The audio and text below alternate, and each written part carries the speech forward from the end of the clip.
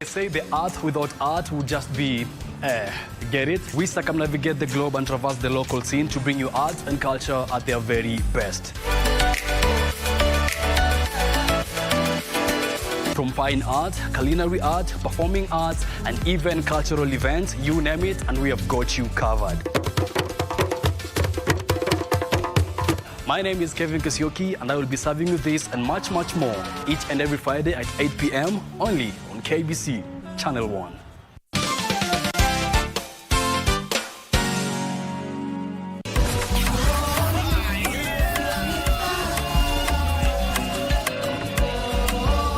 Want to delve on a conversation about generational patterns, generational altars. Pia kwetu tumekwambia tumezaliwa tukiwa 6. Mimi number 5.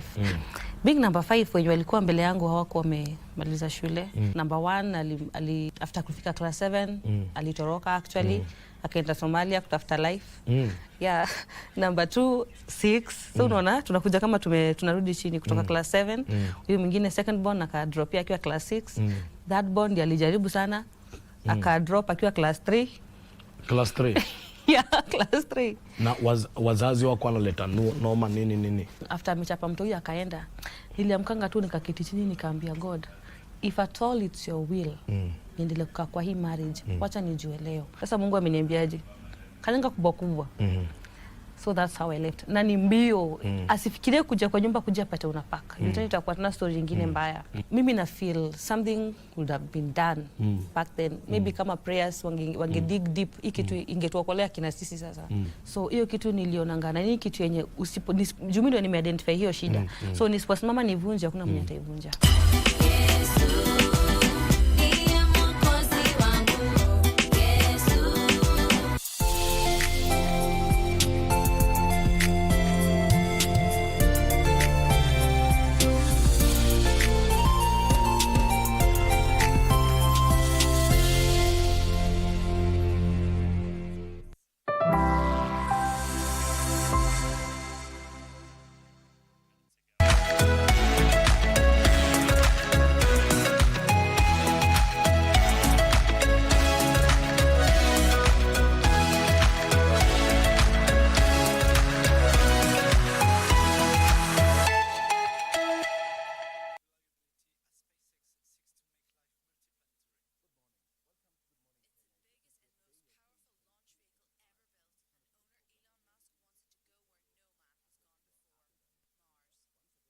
This beautiful Wednesday morning.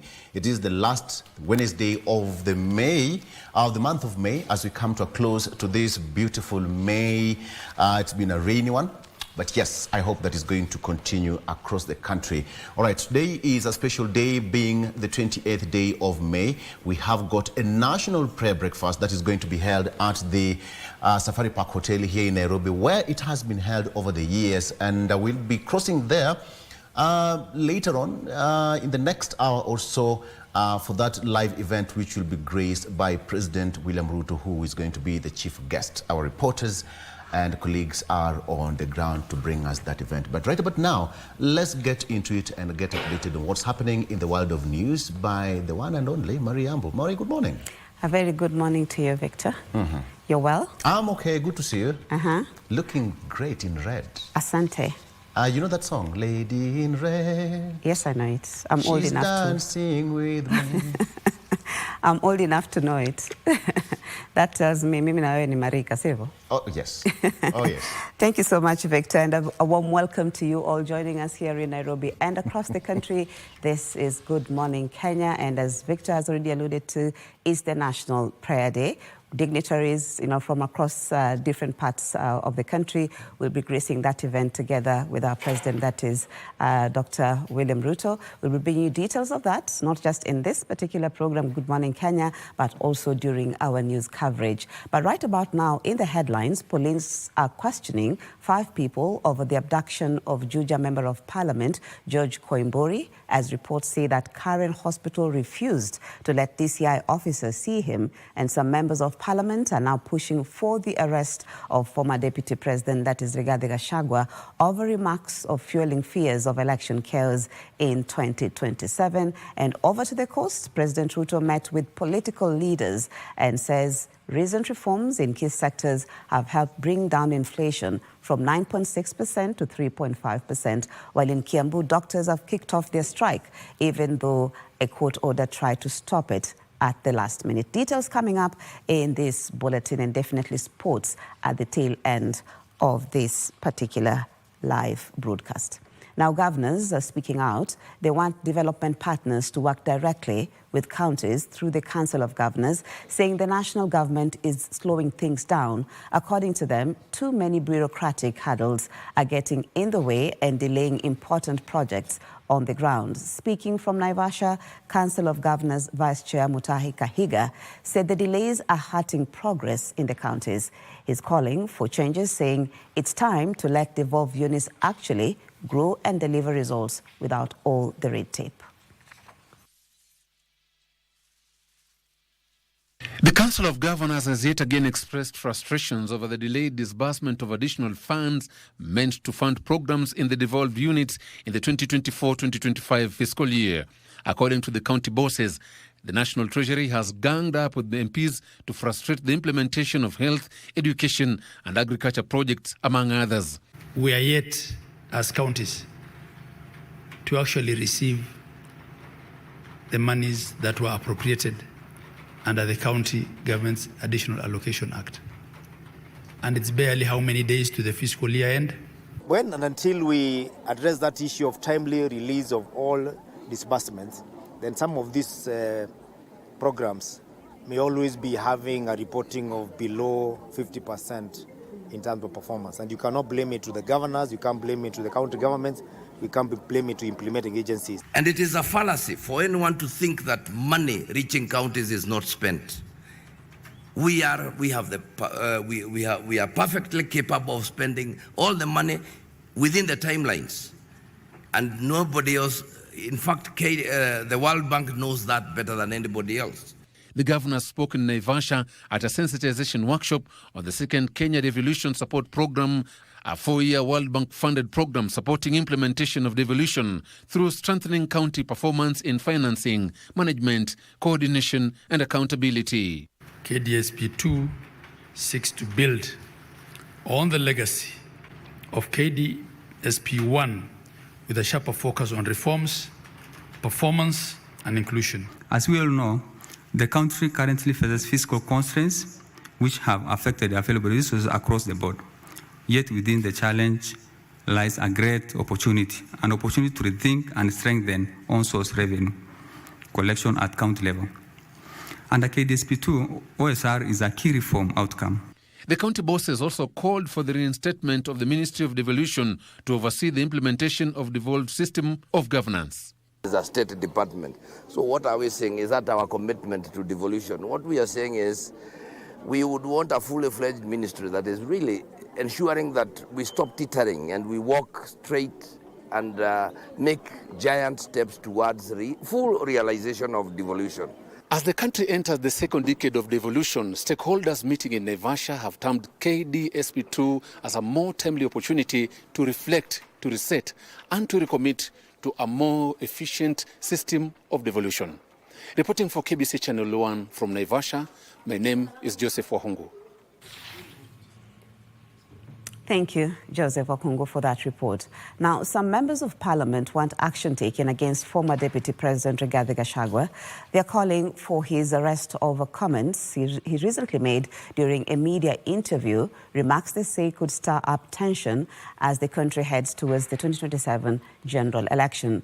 This all came up during a heated debate in Parliament led by National Assembly Minority Leader, that is Junet Mohammed. Lawmakers argue that if Gachagua isn't held accountable, his words could inflame ethnic divisions and even spark violence in some areas. They're now urging the Inspector General of Police to step in and make sure Gachagua, who now leads the Democracy for Citizens Party, responds to a summons by the National Cohesion and Integration Commission. To the dogs. I want to ask Kenyans not to listen to insightful people not to listen to people who want to divide them according to their tribes, not to listen to people who have formed regional, tribal, ethnic political parties, Mr. Speaker. And no Kenyan should ever die for politics.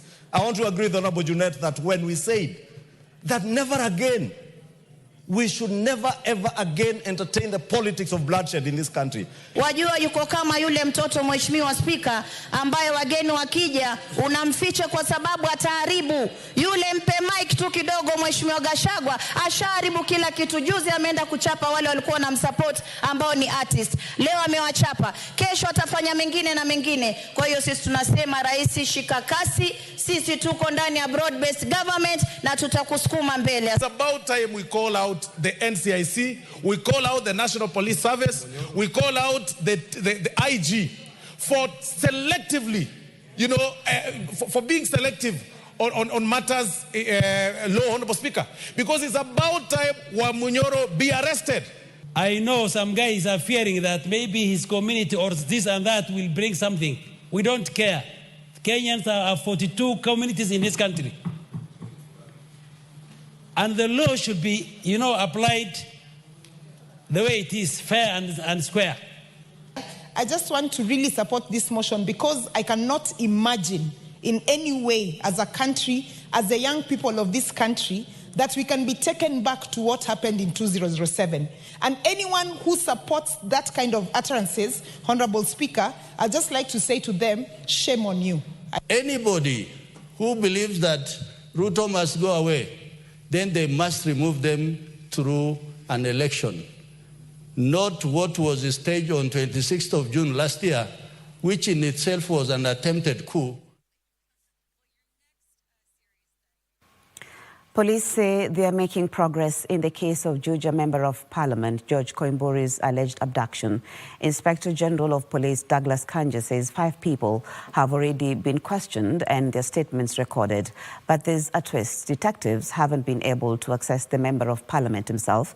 According to Kanja, they were blocked from entering his hospital ward, which is now raising even more eyebrows. This comes as pressure mounts from both Parliament and the opposition, who are demanding a full investigation into what really happened to the Member of Parliament.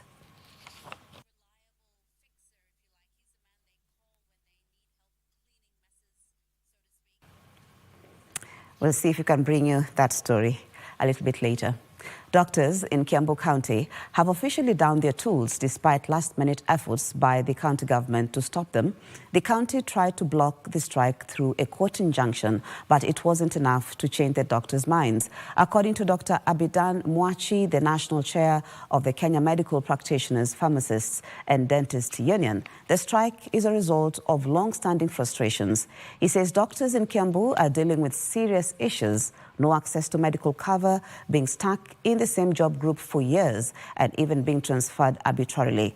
Bottom line, they say the county hasn't addressed their concerns, and now they're taking a stand. Solidarity forever.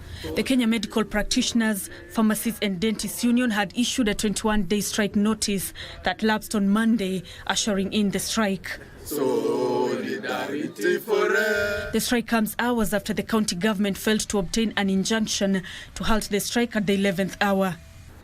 And they were not given those injunctions, and despite being given a fairly balanced hearing, they chose to serve us at 7 p.m. last night for a hearing that is meant to happen this morning. According to KMPDU, despite numerous dialogue attempts, Kiambu County has failed to uphold the welfare of doctors. Kiambu has the highest resignation rate of doctors in the country. Our doctors have been working for years on end, and to give a particular example, the doctors worked 14 years at the same job group, almost going into retirement. They have money to do everything else other than to provide quality healthcare.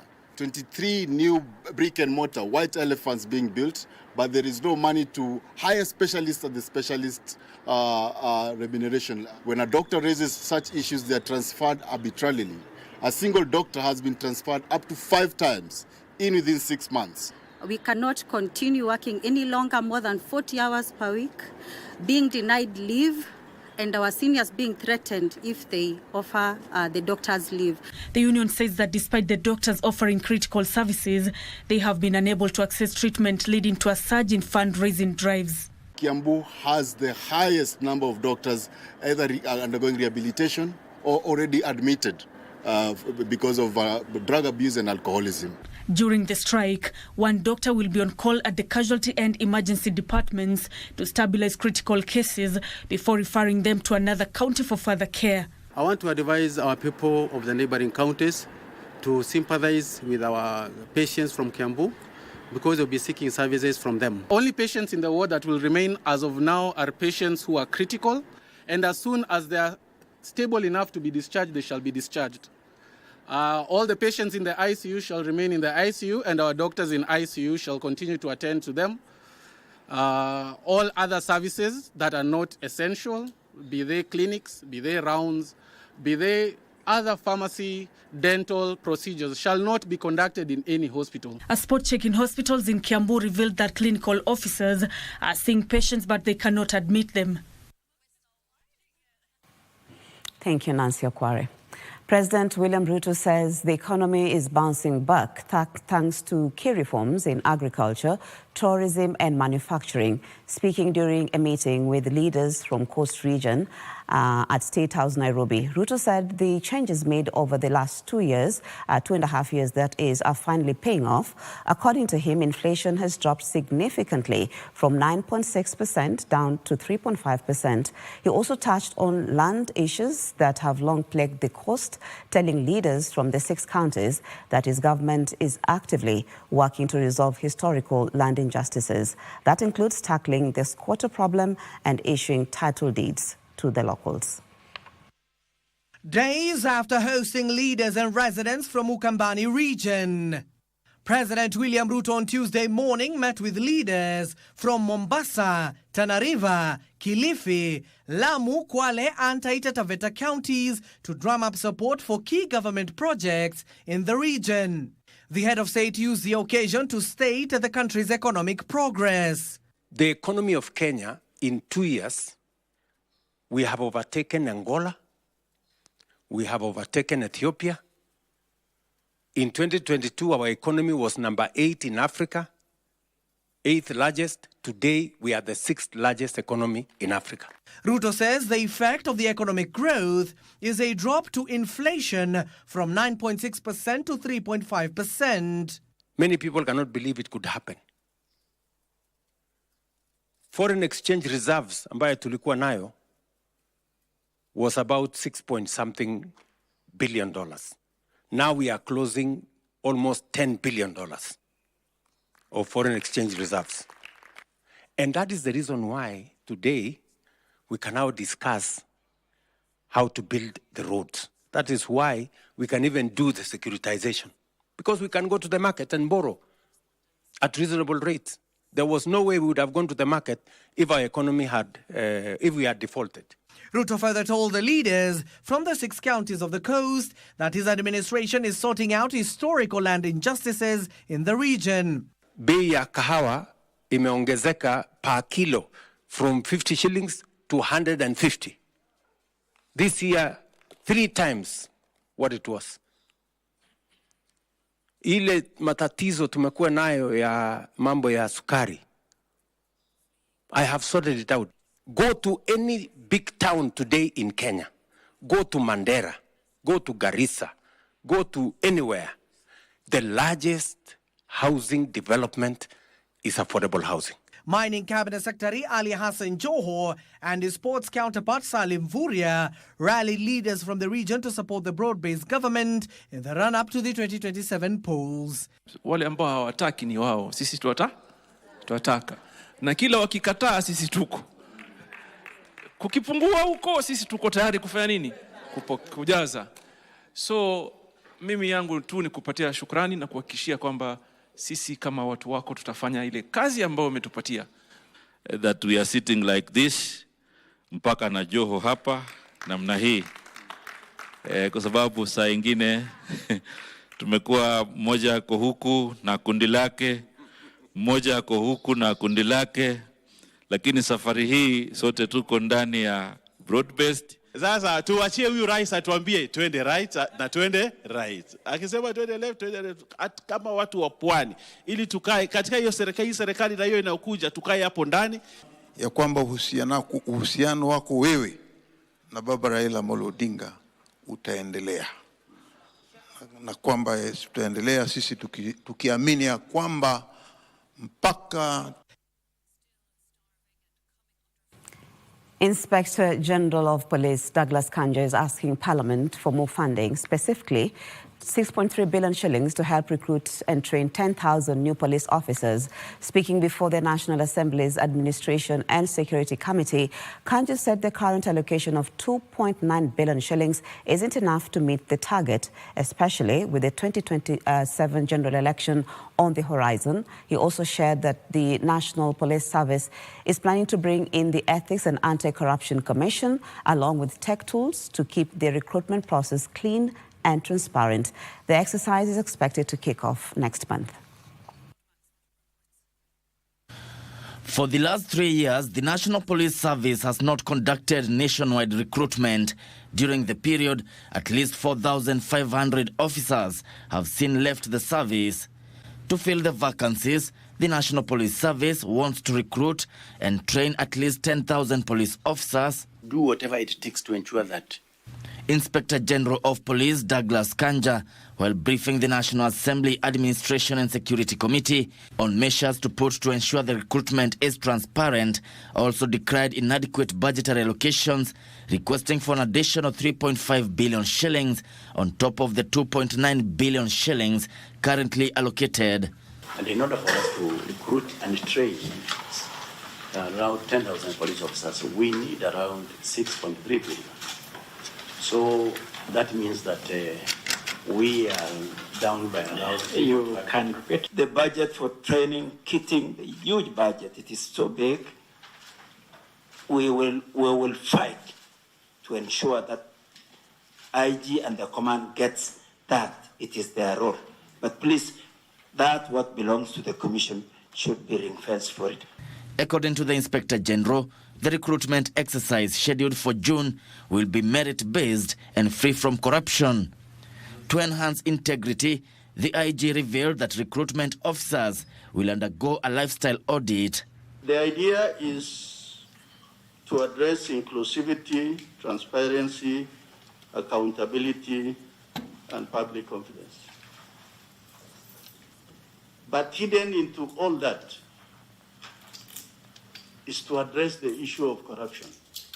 So mitigation strategy in place is to ensure that we deploy EACC, the media, IPOA, and the other observers. Integrity declarations by officers, also anonymous reporting tools, and strict disciplinary and legal actions. And to boost the public confidence, the National Police Service wants civil societies and religious groups to act as observers in the recruitment exercise.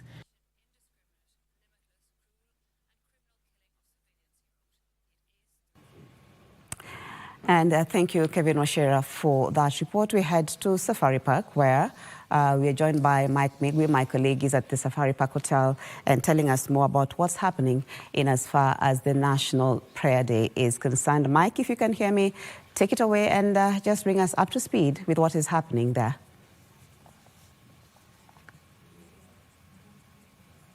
Indeed, we are coming to you live from the Safari Park Hotel, where the National Prayer Breakfast is happening, and the event is going to be graced by none other than His Excellency the President, that is William Samoei Ruto. This is an annual event that happens every year and has been happening for the last 22 years. The first National Prayer Breakfast was done in 2002, and it has been happening till date, and this is an event that brings together all leaders from political class, private sector, religious leaders, just to come together and reflect on the shared values, the national values that we share as a country. And this event usually happens on the last Thursday of the month of May, but this is a deviation from the norm, which is happening today, which is being a Wednesday, and we shall be giving you details, or we shall be bringing you events as they unfold. Leaders are streaming in. The president is yet to come in, but once he is in, we shall be bringing you live all the speeches that will happen. It's a high-profile annual event organized by the bicameral Parliament of Kenya, that is the Senate and the National Assembly. And this year's theme is Rise and Rebuild, which is a rallying call for Kenyans and everyone who is in this country to unite across Kenya's political, economic, social, and everything that touches on matters to do with national unity. This year's as I've said, it has been held every Thursday of every last Thursday of the month of May, and today it's happening on the Wednesday. But one of the things that we'll be looking out for is a speech by a motivational speaker, that is Ricky Allen Bolden, who is going to grace the event and also give a speech concerning, more importantly, the theme of this event. Remember, this is coming at a time when Kenya is grappling with rising political temperatures, economic, people talking about economic times, and also the aspect of the youth unrest that has been associated with what this famously called Gen Zs. They have been talking about matters to do with good governance, political tolerance, and also good economic times. Of course, we shall be bringing you live coverage of this event, and also we shall be talking to some of the members of Parliament that will be coming to this event. So keep it KBC Channel 1 and Good Morning Kenya. We shall be talking to some of them just to get a feel of what they think the event will achieve, especially when it comes to the theme of Rise and Rebuild. So this is an event that will be coming to you live, and I will be here together with the crew to bring you up to speed with whatever that is happening right here at Safari Park Hotel, where the National Prayer Breakfast is happening. My name is Mike Megwe. Right about now, I want to take you back to the broadcasting house, Nairobi. Thank you. Thank you so much, Mike, for keeping us up to speed with what is happening at Safari Park, the National Prayer Breakfast happening there. You've seen people coming in and all the activities that are going on. It's yet to take off, but the minute it does that, Mike will be back to give us more on what will be happening there. You know, just the theme there, Rise, Arise and Rebuild, definitely right on time, at a time that Kenya and Kenyans are grappling with so much. But we'll be bringing you more details later on in this program, Good Morning Kenya. But let's move on with the news, where Defense Cabinet Secretary Soipan Tuya has lauded the National Defense College. Speaking at the graduation ceremony of 66 officers in Karen, Tuya praised the college for its ongoing role in promoting peace and security, and not just in Kenya, but across the region and the continent. She also highlighted the importance of innovation and ethical leadership, saying they're key ingredients for excellence, especially within the military ranks.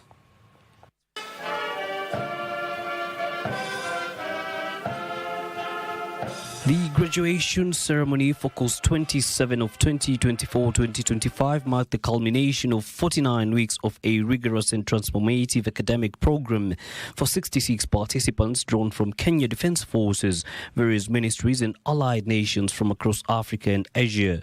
Brigadier General Gilbert Alan Mitawa. While affirming the college's commitment to nurturing forward-thinking leaders equipped with intellectual tools to analyze, assess and respond to today's complex security challenges, Cabinet Secretary Soipan Tuya urged the graduates to use the skills acquired here as they step into the positions of strategic leadership. Today's security landscape, underscored by terrorism and cyber threats, to climate change and economic shocks demands strategic leaders who are not only informed, but resilient, adaptive, and visionary.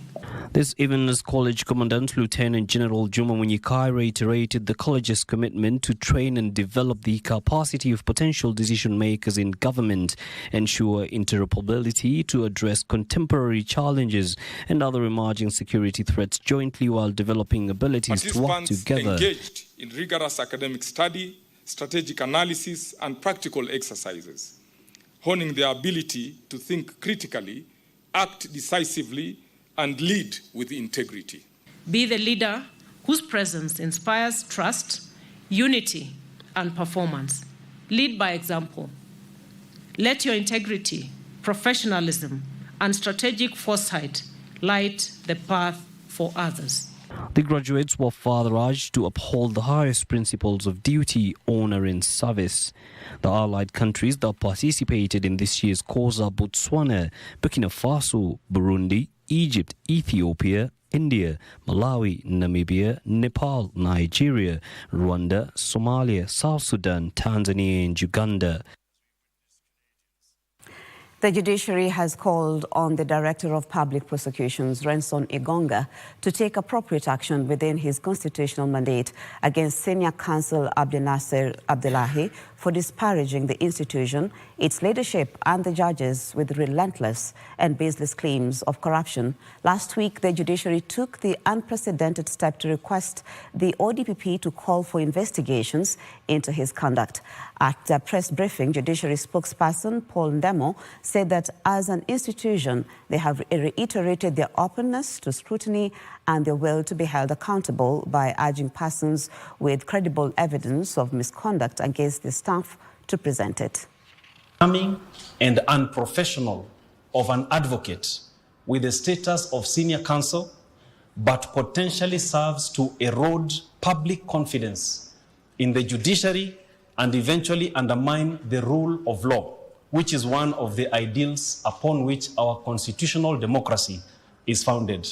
This pattern of conduct is not only unbecoming and unprofessional of an advocate with the status of senior counsel, but potentially serves to erode public confidence in the judiciary and eventually undermine the rule of law.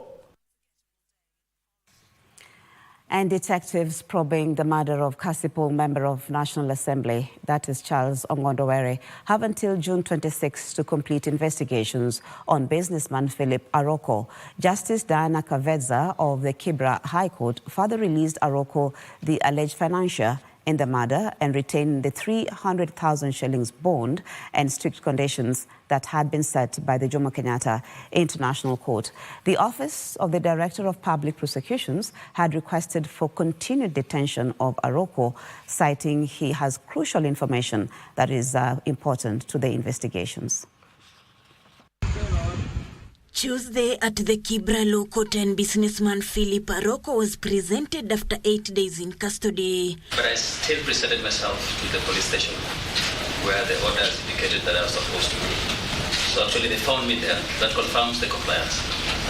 Prosecuting counsel Gekoye Geshoe gave the court an inventory of the details that have so far helped investigators to piece together tight evidence for prosecution. While giving his ruling, Judge Diana Kavesa ordered him to deposit his passport in court and prohibited him from visiting Homa Bay County or its surroundings, among other conditions. The respondent shall report to the lead investigator every 2 days as submitted by the prosecution counsel.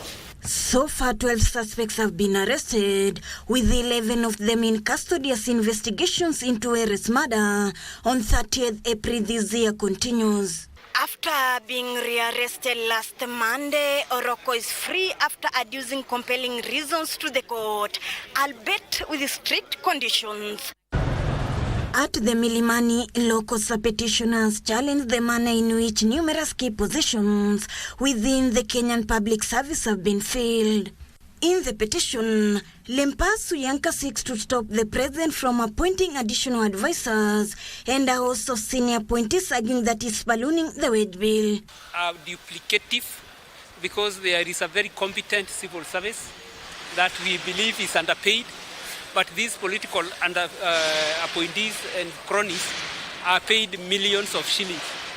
The petition pokes holes in the legal framework and regulations outlining how many advisors the president can appoint, creating a loophole that allows the head of state to flood the civil service with what he termed as political appointees.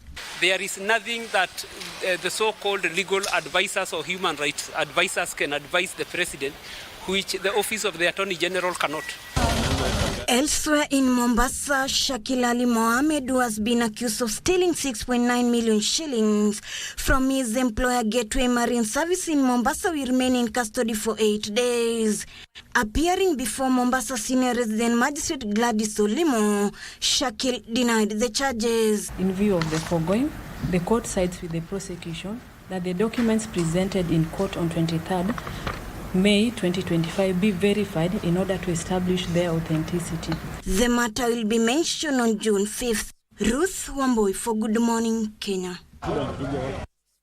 Thank you, Ruth Wamboi. To the counties now, where Nyandarua County Governor Dr. Moses Kiare Badilisha has called on residents to embrace tree farming as a dual strategy to boost household incomes and nutrition and combat the adverse effects of climate change. Speaking during a visit to Karonji Farm, a private venture specializing in tree fruit farming, Governor Badilisha emphasized the untapped potential in fruit production. More in the County News Roundup.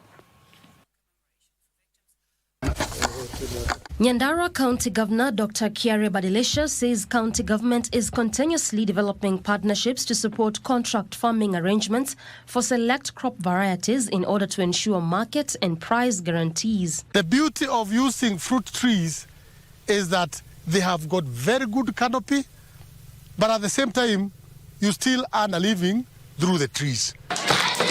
And the Department of Education and Industrial Skills Development, in collaboration with the Department of Public Works, has initiated the construction of 175 new early childhood development education classrooms in all 35 wards in Busia County to reduce overcrowding in existing centers.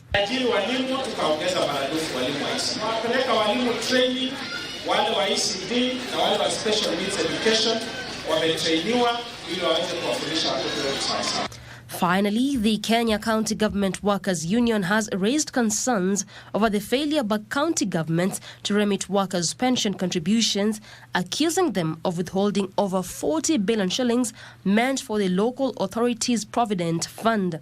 40 billion outstanding. We can't invest. I established a task force early this year to examine the outstanding debts, recommend measures to address the historical liabilities, and ensure such behavior is permanently addressed. Treasury and National Planning Cabinet Secretary John Badi and KCGW National Secretary General Ruba Duba made the remarks in Kisumu County during the 14th LAP Fund Annual General Meeting. A look at business now, where Cabinet Secretary for Information, Communication and Digital Economy, William Kabogo, has called on African governments to scale up funding to help bridge the digital gap. Kabogo, who spoke during the Connected Africa Summit 2025, also called for the implementation of the Nairobi Declaration on fostering a connected and empowered Africa to foster digital inclusion in Africa. According to the Mo Ibrahim Forum report, 89% of learners in sub-Saharan Africa do not have access to household computers, while 82% lack internet access. To fast-track the deployment and adoption of digital services, the African Union has crafted the Agenda 2063 that seeks to connect the continent with fast internet, lower the cost of broadband, while at the same time creating a digitally progressive society. We've been referring to Africa and some other nations as South-South. I tell you, one time they will refer to Africa as a giant of digitality in the world. And I know that is coming. So we pull up our socks We get together. Sometimes I hope we can close our boundaries for some time and just deal with ourselves in here in Africa. Speaking during the ongoing Connected Africa Summit 2025, Cabinet Secretary in the Ministry of Information, Communications and the Digital Economy, William Kabogo, says there is need to increase funding to the sector for Africa to reap maximum benefits of the fast-evolving technology. The ICT Authority Chief Executive Officer Stanley Kamangoya has highlighted the importance of assessing progress and addressing challenges in realizing the Nairobi Declaration's objectives. We have African Union as an important instrument to aid us to realize our politics in this, in the technology process, technology advance, and that is our common voluntary. The three-day event brings policymakers, investors and innovators together to deliberate on the industry that is fast evolving and emerging as a key pillar of socio-economic development in Africa. There is a clear understanding that no one really understands where the sector is going, but there is a consensus. Thank you, Brian Kimani, for that report. And we take you straight to Safari Park, where the National Prayer Breakfast is underway right now. So let's get to listen to what's happening there.